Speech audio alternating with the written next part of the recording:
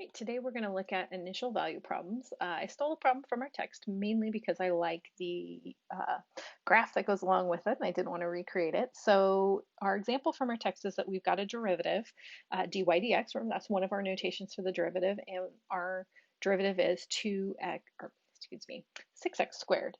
So the antiderivative, or our indefinite integral, is the following. So one of the things that we can do with this, again, just to understand that integral notation and what it is that we're doing, is that we can actually take this dx and multiply both sides of our equation by that dx.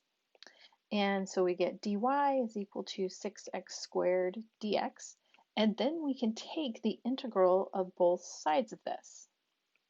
So that's really actually what we're doing anytime we're taking one of these integrals. And so here on our left-hand side, we get y because we're taking the integral actually of 1. And on the right-hand side, we get 6 over 3 x to the third plus our constant. We don't need to put a plus our constant over here on the y, because even if we did, say there was a constant over here, we'd just subtract it from both sides and it would be enveloped by this constant. So we only need the 1. And, simplifying things, we get that our antiderivative is, sorry if you heard that big loud ding on my computer, we get 2x cubed plus c. All right, so we got that it's 2x cubed, but it could be plus some sort of constant. We just don't know what that is. So what we got for our answer is a family of functions. We didn't get one function. We got all of these possibilities. And here in our book, they graphed for the possibilities. We could have just 2x cubed, which would go through the origin, or we could have plus 3 or plus 6 or minus 3, or we could have plus 10,000 or minus 2 million. We don't know. We don't know if there was a constant there or what that constant was. So the question is there ever a time when we can find exactly what function that we took the derivative of? Well, of course, the answer is yes, we can. And it's basically that we just need one more piece of information.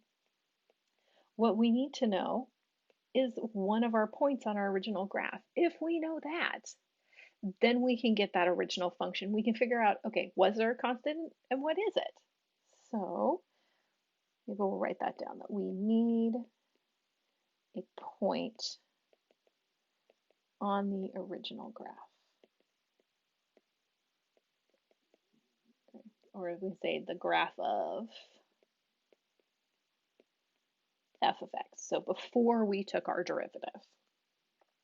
So say we have, for example, we're given a derivative and we're also given a point on the function. We're given that f of 1 is 6.